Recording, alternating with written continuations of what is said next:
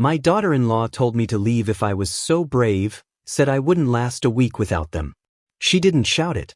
That was the part that mattered. We were standing in the kitchen, late afternoon light cutting through the blinds, dust floating between us like it had something to say. She leaned against the counter, arms crossed, voice calm, too calm for what she was doing. "If you think you can manage on your own," she said, "then go. Let's see how long you last." My son stood a few feet away. Close enough to hear everything. Far enough to pretend it wasn't his problem. I looked at him. He didn't look back. I didn't argue. I reached into my pocket, pulled out the keys, and placed them on the counter. One by one. Puff. Garage. Spare. The sound was small. Final. Then I walked out. The door closed behind me without a slam, without drama. Just a soft click, like the house was relieved to be done with me. Before I tell you what happened next, tap like if this moment feels familiar, and tell me in the comments where you're listening from. No story needed. Just a place. And if this connects with you, share it with someone who understands what it means to stay quiet. Have you ever been underestimated because you didn't fight back? My name is Daniel. I'm in my late 50s. And for most of my life, I've been the man people stopped seeing because I didn't make noise. I stood outside the house longer than I needed to. Not because I wanted to go back. Because I wanted to register the moment without reacting to it. The cold air on my face. The way my chest rose and fell without resistance. The fact that no one opened the door to stop me. They really thought I'd fold. That I'd turn around, apologize for a crime I didn't commit, ask to be useful again. I got into my car and sat there with my hands on the steering wheel, engine off. The house looked the same as it always had. Lived in. Just without me inside it. I wasn't angry. That surprised me. Anger would have been easier. Cleaner. Something I could point to and say, there. That's what this is. Instead, there was a strange quiet in my head. Like a machine that had been running nonstop had finally powered down. I drove without music. Without calling anyone. Just road noise and breath. I checked into a motel on the edge of town. The kind of place you don't remember the next morning. Beige walls. Flickering light. A clerk who slid the key across the counter without looking at me twice. That was fine. I didn't need to be seen tonight. The room smelled faintly of cleaner and old fabric. I sat on the bed, elbows on my knees, staring at the carpet like it might explain what I was supposed to feel. This was the moment she was so confident about. The first night. The night I was supposed to panic. I thought about her tone. The certainty. The way she'd already decided who I was in her version of the story. A burden. Temporary.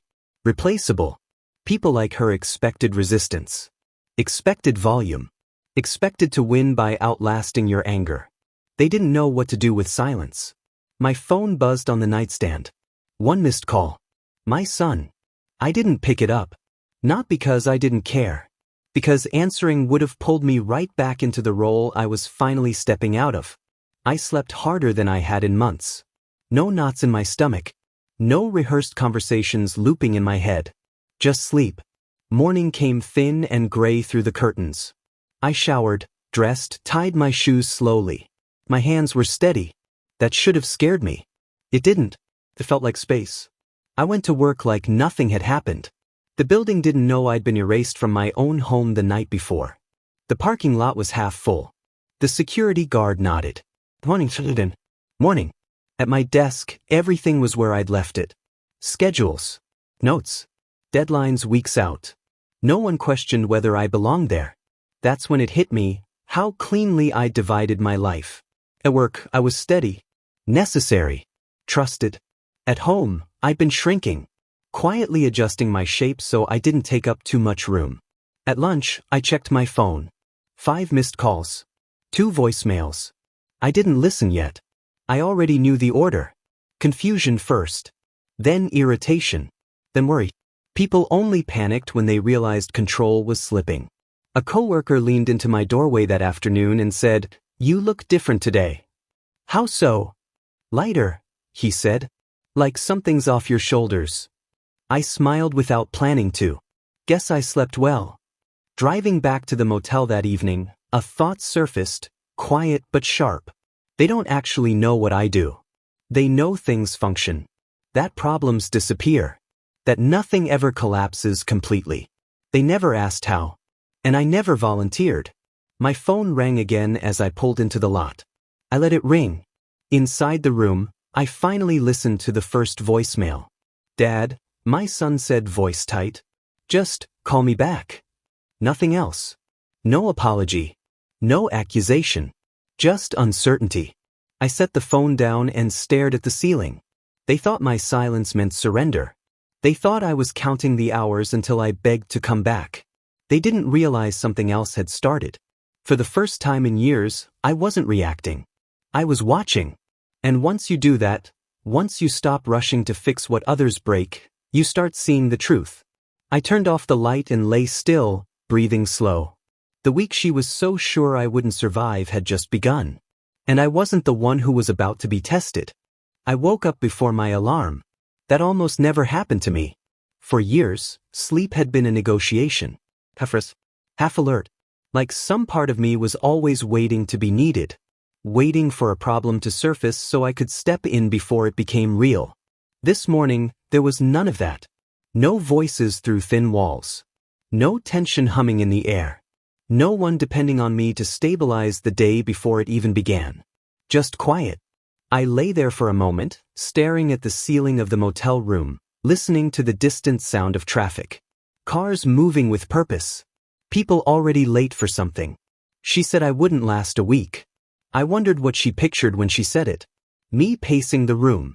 Me checking my phone every 5 minutes. Me realizing I'd made a mistake and calling to ask if I could come back. People who underestimate you usually need you to behave exactly the way they expect. It's the only way their version of reality holds together. I got up, showered, dressed, and went to work. Not defiantly. Normally. That was the part that would have irritated her the most. At the office, nothing had changed. The lights flickered on the same way. The coffee tasted the same. My name was still on the door. I sat down at my desk and opened my calendar. Meetings. Deadlines. Calls I was expected to handle. Responsibility didn't disappear just because someone decided I was disposable. Mid-morning my phone buzzed. Another missed call. I flipped it face down and kept working. I wasn't ignoring them. I was choosing sequence. For most of my life, I'd responded immediately. Smoothed things over. Fixed what wasn't technically my fault because it was easier than watching things unravel. That habit had cost me more than I realized. At lunch, I ate alone at my desk, scrolling through spreadsheets, notes, reminders I'd written to myself months ago. Things I handled quietly so no one else had to. I stopped on one particular file. A reminder I'd set a year back. Renewal deadline. Critical. I stared at the date. 3 days. I leaned back in my chair and let the thought settle. They didn't know about this. Not because I'd hidden it. Because they'd never asked.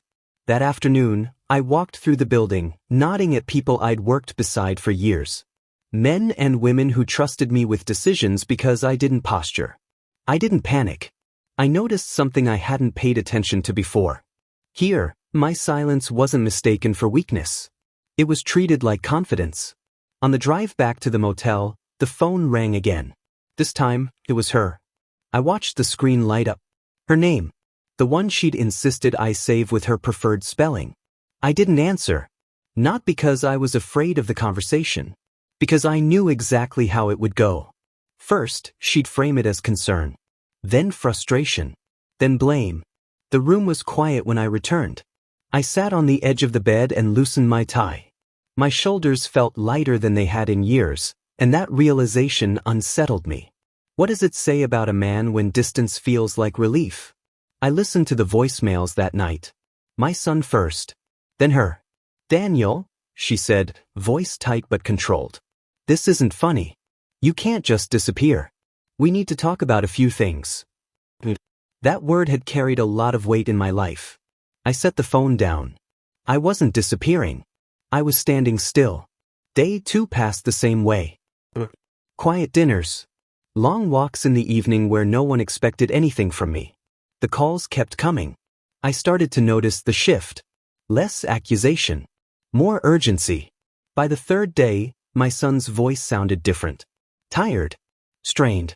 Dad, he said, can you at least tell me where you are? I paused the message and stared out the window. I could tell him. I chose not to. Location had always been a leash. That afternoon, a colleague stopped by my office. Closed the door behind him. Quick question, he said. That renewal, do you still have that handled? I met his eyes.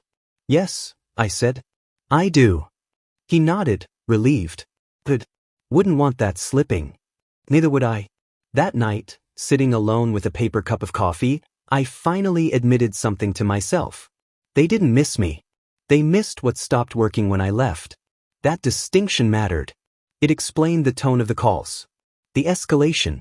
The anxiety creeping into voices that had once been so sure of themselves. On the fourth day, I didn't go straight back to the motel after work. I parked by the river and sat in the car with the engine off. I thought about the years I'd spent shrinking conversations, letting comments slide, absorbing disrespect because confrontation felt exhausting. I'd mistaken endurance for maturity. But endurance without boundaries is just erosion. The phone rang again. This time, I answered. Dad, my son said immediately. We need help. There was not an apology. A request. What kind of help? I asked. The pause. Can we talk? We're talking, I said. Silence stretched between us. I could hear his breathing. The weight of everything he didn't know how to say. Not tonight, I added. I'm busy. It was the truth. I was busy learning what it felt like not to be on call. I hung up before he could respond. On the fifth day, the deadline loomed. I reviewed the documents carefully. Everything in order. Everything requiring a decision. But I realized then how fragile their certainty had been. How much of it rested on the assumption that I'd always be there to catch what they dropped. They thought the week would break me. They didn't consider the possibility that it might clarify me. That night, as I turned off the light and lay back on the bed, the phone buzzed again. This time, I didn't even look. I already knew what was coming next. When people realize silence isn't surrender, they panic. And panic makes them careless. The week wasn't over. But the balance had already shifted. By the sixth morning, the calls stopped feeling random. There was a pattern to them. Early calls were cautious. Midday calls were sharper. Evening calls stretched longer, like someone pacing while the phone rang, hoping tone alone might change the outcome. I noticed because I finally started paying attention. Not out of anxiety. Out of distance. When you step back far enough, urgency becomes visible. You can see it for what it is instead of feeling it crawl under your skin. I let the phone ring while I shaved. Let it buzz while I buttoned my shirt. Let it light up the motel room like a small, restless animal looking for attention. At work, my focus sharpened. That surprised me. I'd expected distraction. Maybe guilt. Maybe a background hum of worry. Instead, I moved through the day with clarity. Conversations were shorter. Decisions cleaner. I wasn't carrying anyone else's emotional weight, so my own stayed balanced. Late morning, my assistant stepped into my office with a folder and a look I recognized. Everything okay? She asked. Yes, I said without hesitation. She nodded. That was enough. Trust works like that when you've earned it. Around noon, the calls started stacking. My son twice. Her once. Then a number I didn't recognize. I stared at the screen for a moment before setting it face down. Unknown numbers usually meant escalation. People bringing in outside pressure when internal leverage fails. At lunch, I finally listened to the newest voicemail. Her voice again, tighter this time. This is getting ridiculous, she said. You can't just check out. Things are starting to fall behind, and we need to know what you did with the paperwork. Past tense. As if whatever I handled was already finished. Already irrelevant. I deleted the message. Not because it hurt. Because it told me something important. They were scrambling. That afternoon, I walked the floor with a colleague who'd worked beside me for over a decade. We talked through projections, upcoming shifts, potential pressure points. At one point, he stopped and looked at me. You okay? I smiled. Better than I've been in a while, I said. He studied my face, then nodded slowly. Good, he said. You always carry more than you should. That line stayed with me. Always carry more than you should. I wondered how many people had seen it before I did. The drive back to the motel felt shorter than usual. Like the road had decided to cooperate. The phone rang again. A known number. This time, I answered. Daniel, a man said, voice clipped and professional. This is Mark from accounting. We've been trying to reach you. I said nothing. Silence is a mirror. People fill it with exactly what they're afraid of. There are a few discrepancies, he continued. Nothing major, but we need clarification. Today. I'm aware, I said. He paused. You are? Yes. Another pause. Longer. Well, your daughter-in-law said you were unavailable. Unavailable? I closed my eyes for a moment. I'm available, I said. I just haven't been consulted. The line went quiet. I'll need to speak with you directly, he said. You are, I replied. That conversation ended quickly after that. Not because I was aggressive. Because I was clear. Back in the room, I sat on the bed and let the weight of it settle. They were reaching outward now. Pulling threads. Testing systems. That only happened when internal confidence collapsed. My phone lit up almost immediately after. My son. I answered this time. Dad, he said, voice low, rushed. What's going on? What do you think is going on? I asked. A breath. She's saying you left us hanging. I waited. And? She's saying things are more complicated than we thought. There was. Complicated. A word people use when they've relied on someone else's competence without understanding it. I didn't leave you hanging, I said. I left when I was told to. That's not. I didn't argue, I continued. I didn't threaten. I didn't make conditions. I did exactly what she said. Silence. I need you to understand something, I added. I didn't disappear. I stopped intervening. He didn't respond right away. When he did, his voice was quieter. We didn't realize how much you were handling. I exhaled slowly. I know. That was the hardest part. I knew. That evening, I took a long walk around the block. The sky low and heavy. The air smelled like rain. I thought about the years I'd filled gaps without naming them. The problems I'd solved quietly so no one else would feel burdened. I thought that made me reliable. It made me invisible. When I returned to the room, there were 6 new missed calls. 2 from her. 1 from my son. 3 unknown. I listened to one last voicemail. Her voice was sharper now. No effort to soften it. You're being selfish, she said. This affects all of us. Selfish. A familiar accusation. One usually aimed at people who stop giving more than they receive. I deleted the message. Not out of anger. Out of clarity. Later that night, I sat at the desk and opened my laptop. I reviewed documents I'd managed for years without acknowledgement. Files that bore my fingerprints even if my name wasn't on them. I saw how clean everything was. How intentional. How dependent it all was on me choosing to stay involved. That was the moment I understood the real shift. They weren't calling because they missed me. They were calling because the systems I held together were beginning to show stress. And stress reveals truth faster than any argument ever could. I closed the laptop and leaned back. For years, I'd confused responsibility with obligation. Now I saw the difference. Responsibility is a choice. Obligation is a trap. The phone rang again. I didn't answer. Not because I couldn't. Because every unanswered call was teaching them something they'd never learned when I was always there. The silence wasn't punishment. It was instruction. And whether they learned from it or not, was no longer my job. It's strange what becomes obvious once you stop rushing to fix things. Details rise to the surface. Patterns you ignored start lining up. You see the shape of your own absence. By the 7th day, I could feel it. Not in my chest. Not as panic. In the way the calls sounded when they came in. Shorter now. Less scripted. Voices skipping the pleasantries and going straight to the problem, like a dam had cracked and everyone downstream could hear it. I didn't take any of them. Instead, I sat at the small desk in the motel room with my laptop open, scrolling through files I hadn't looked at all at once in years. I'd never needed to. I handled things as they came up. Quietly. Efficiently. One loose end at a time. Seeing it all together felt different. There were documents I'd drafted, revised, and filed without comment. Timelines I'd built so nothing ever collided. Notes to myself explaining decisions no one else had bothered to ask about. I wasn't proud. That surprised me.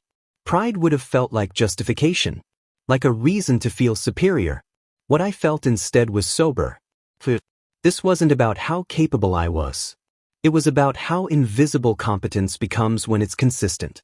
I remembered moments I'd brushed aside at the time. Conversations where I tried to explain something and been cut off. We'll deal with it later. Don't worry about that. You're overthinking. So I'd stopped explaining. I'd learned to solve problems before they announced themselves. To smooth things out so no one ever felt the friction. That habit had kept the peace. It had also erased me. Midday, my phone buzzed again. This time it was my son, followed immediately by another unknown number. I didn't answer either. I already knew what they wanted. Answers. Not understanding. Answers they could use to regain footing. At work, a quiet tension had begun to ripple through departments. Not panic. Not yet. But questions. Small ones. People checking timelines. Verifying assumptions. Making sure things were where they thought they were. They came to me. Not because I demanded it. Because I'd always been the place things landed when no one else wanted the weight. A younger manager stood in my doorway late that afternoon, holding a folder too tightly. "Can I ask you something off the record?" he said. I nodded. If someone steps away," he said carefully, "how long before gaps start to show?" I considered the question. "Depends," I said, "on whether anyone knows the gaps exist." He frowned. "That doesn't sound reassuring." "It's not meant to be," I said. He thanked me and left, more unsettled than before. Driving back to the motel, I thought about how often I'd been the buffer between stability and chaos. How many things had stayed upright because I noticed when they leaned. I thought about the house. How bills had always been paid on time. How conflicts never reached the surface because I handled them before they did. Not because I was asked. Because I saw them coming. That night, I finally listened to a voicemail I'd been avoiding. Her voice was different now. No edge. No certainty. Just strain. "We're missing something," she said. "I know you know what it is. We just need you to tell us." Just need. I sat back in the chair and stared at the wall. She still thought this was about information. About me handing something over so things could go back to normal. She didn't understand that normal had been built on my constant intervention. And intervention, once withdrawn, doesn't return the same way. I didn't call back. Instead, I opened a notebook I hadn't used in years. I wrote down everything I was responsible for. Not in detail. In categories. Oversight. Timing. Prevention. Translation. The list surprised even me. Not because it was long. Because of how much of it wasn't visible on paper anywhere else. No titles. No credit. Just wait. I closed the notebook and realized something that shifted my posture in the chair.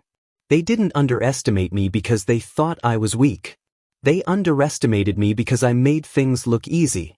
Ease invites disrespect. Struggle commands attention. I'd chosen ease for years. Chosen to absorb complexity so others could move comfortably through their lives. That choice had cost me authority in my own home. Later that evening, my son called again. I answered. "Dad," he said, exhaling like he'd been holding his breath for days. "Can you just tell me what's going on?" "I am," I said. "By not fixing it." "That's not fair."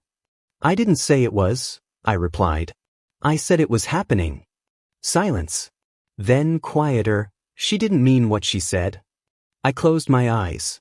"Words don't need intent to do damage," I said. "They just need space." He didn't argue. That was new. After the call, I lay back on the bed and stared at the ceiling. For the first time, I saw the past few years clearly. Not as sacrifice. As pattern. I had trained them to believe I would always catch the fall. And now that I'd stepped aside, gravity was doing what it always does. This wasn't revenge. It was reality, finally uninterrupted. The phone buzzed again. I didn't reach for it. I already knew what the next step would be. When people realize how much you've been holding together, they don't thank you first. They panic. And panic makes them ask for help in ways that reveal exactly how they see you. I was about to find out. There's a point where restraint stops being passive and becomes deliberate. I felt myself crossing it on the 8th morning. The motel room was quiet except for the low hum of the air conditioner. I sat at the small desk with a cup of coffee gone cold, documents open on my laptop, the notebook beside it with my handwriting laid bare. Categories. Timelines. Dependencies. Everything that could still be prevented. Everything that would unravel if I stayed still. This was the moment no one ever sees from the outside. The moment where a man decides whether he will intervene one more time, or finally let the truth finish what it started. I could fix it. That fact settled in my chest with a familiar weight. A reflex built over decades. See the problem. Anticipate the fallout. Step in quietly before anyone else feels the consequences. I knew exactly who to call. Exactly what to say. Which lever to pull so the machine would keep running. I'd done it before. Too many times. The phone buzzed. My son. I let it buzz while I stared at the screen, cursor blinking patiently like it had all the time in the world. I thought about the difference between help and rescue. Help respects the person receiving it. Rescue erases them.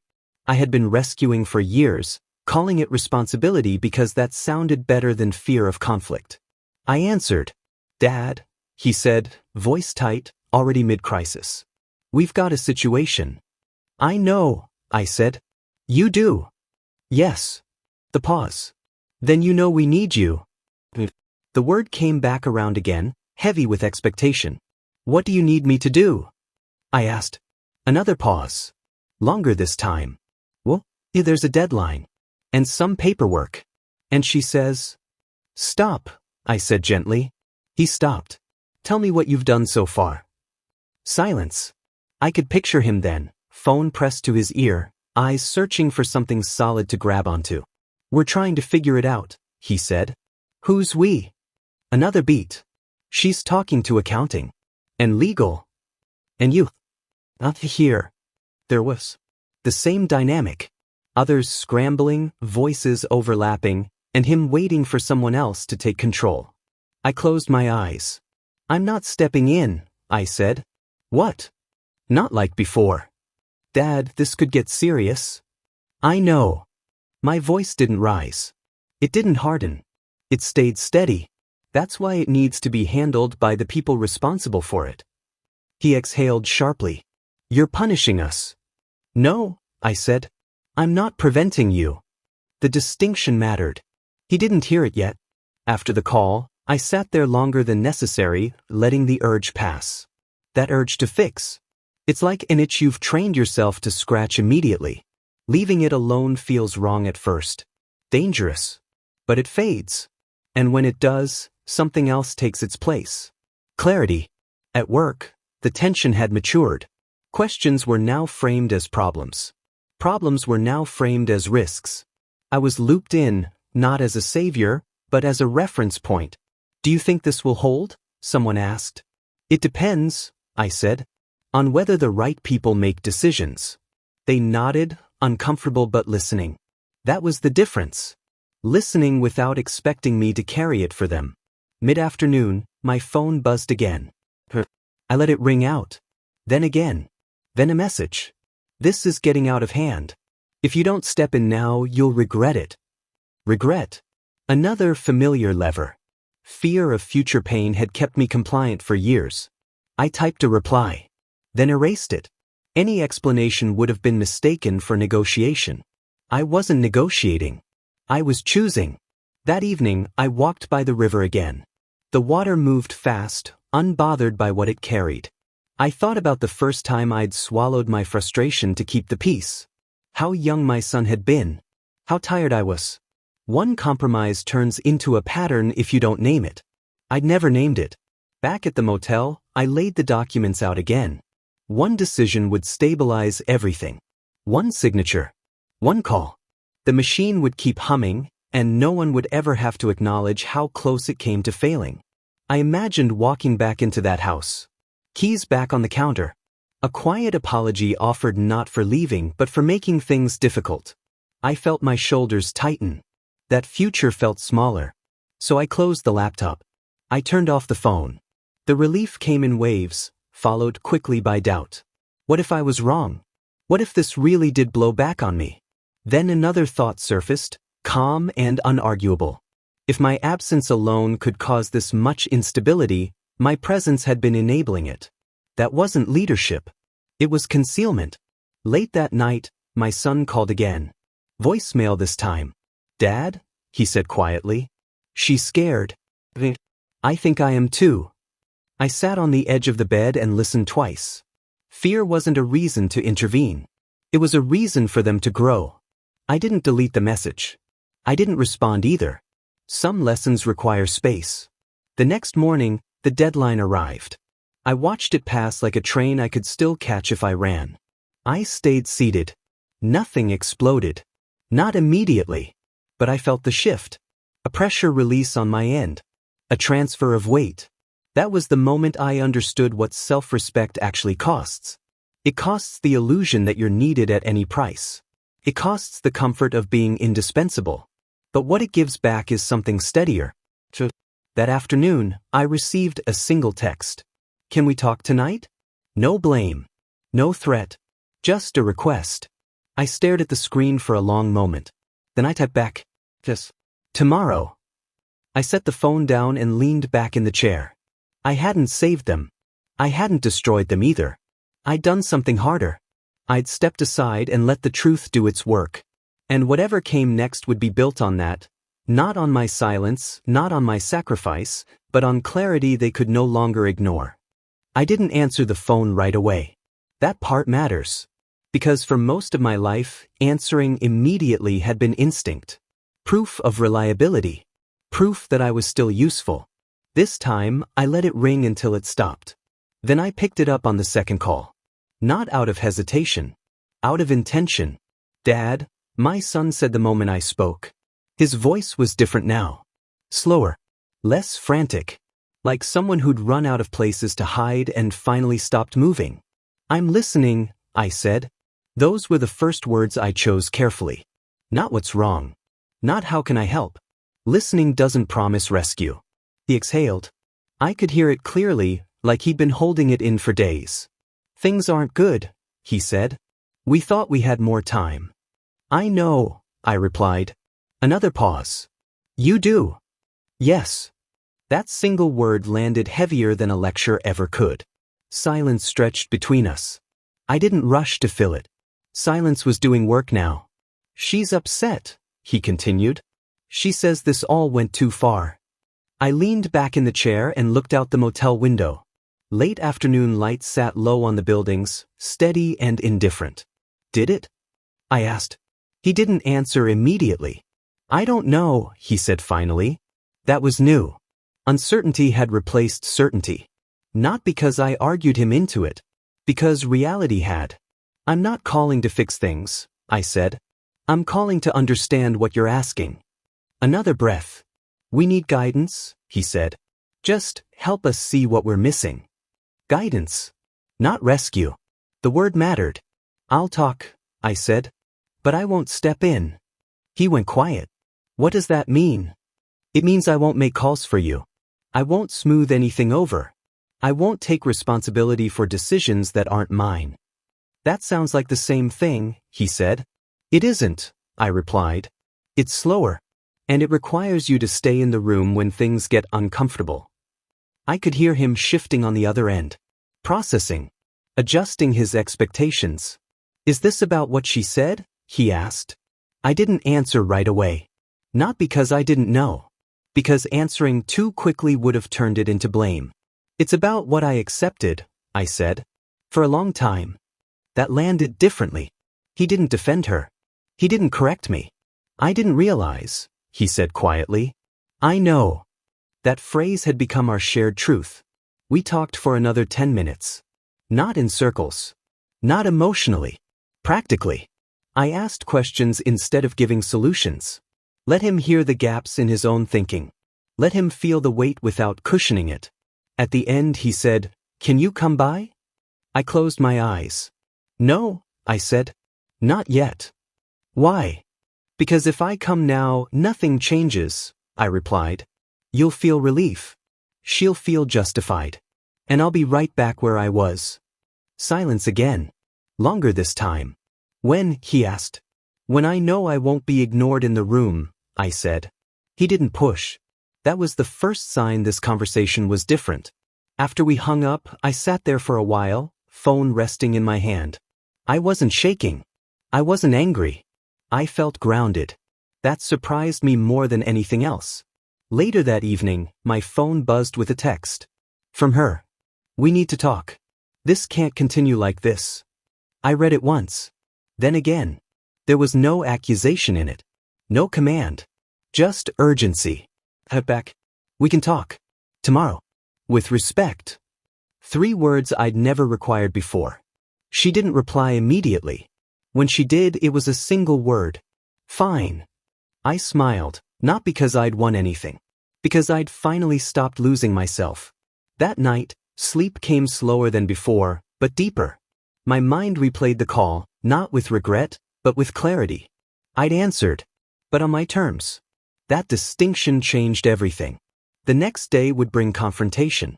I could feel it settling on the horizon, heavy but honest. I wasn't rehearsing what I'd say. I didn't need to. For the first time, I wasn't going in to defend myself. I was going in to be precise.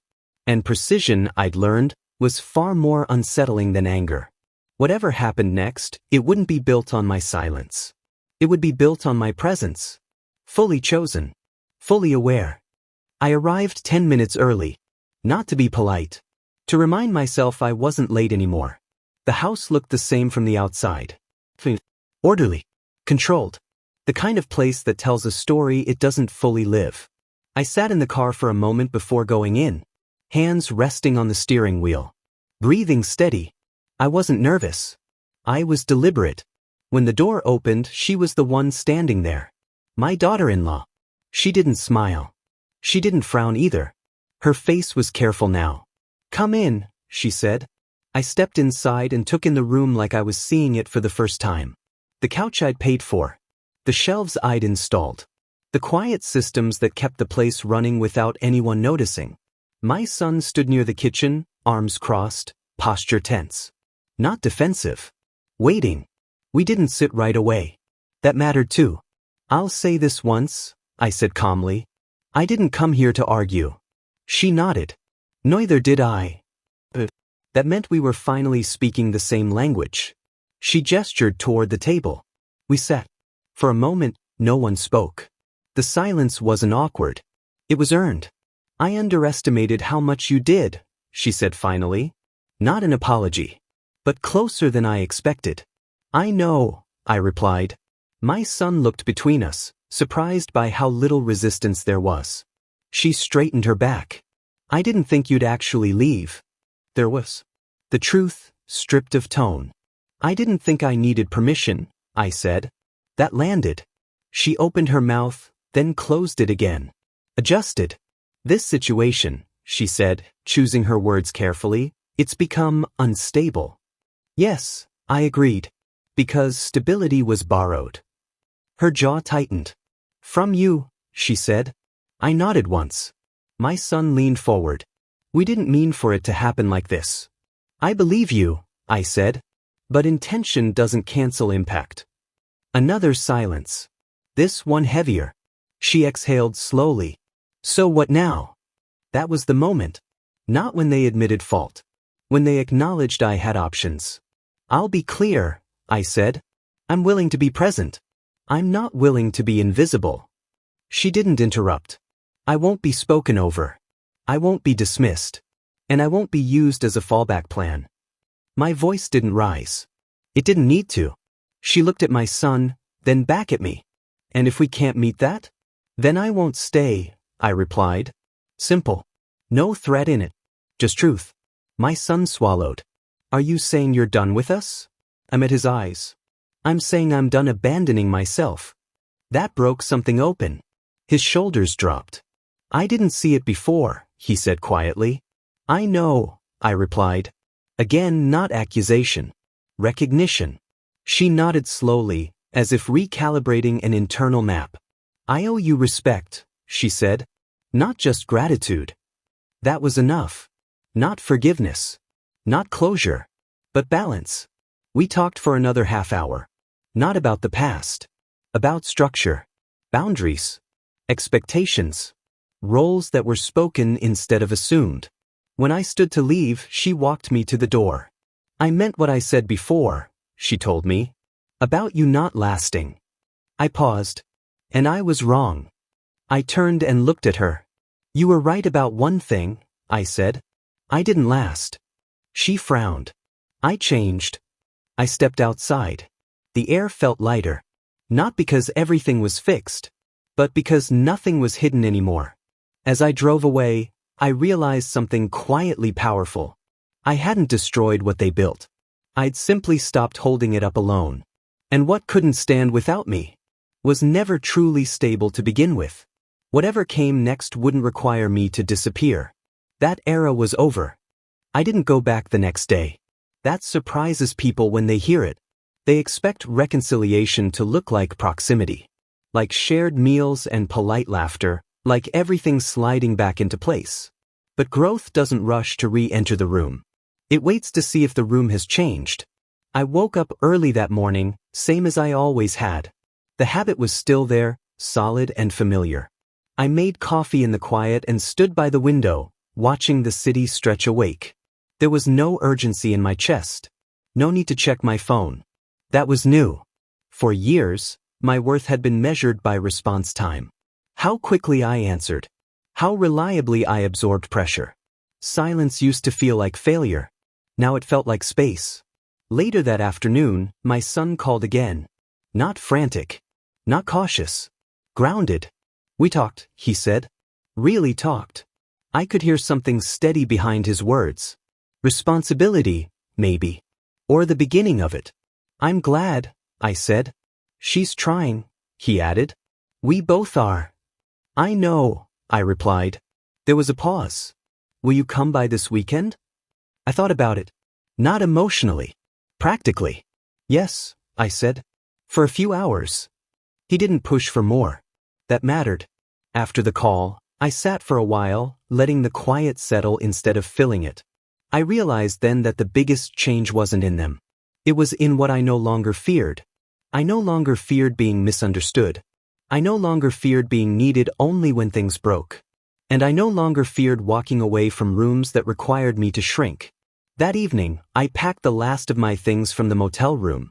Not in a rush. Not ceremonially. Just deliberately.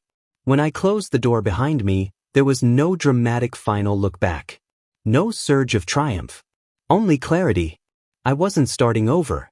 I was continuing, without the weight I'd been carrying for everyone else. The weekend visit was quiet. Respectful. Different. She listened when I spoke. Not performatively. Fully. My son didn't defer to her when decisions came up. He participated. No one asked me to fix anything. And for the first time, I didn't offer. When I left, she said, "Thank you for coming." Not thank you for helping. Just coming. That distinction stayed with me. Driving home, I thought about the moment she told me I wouldn't last a week without them. She was right in one way.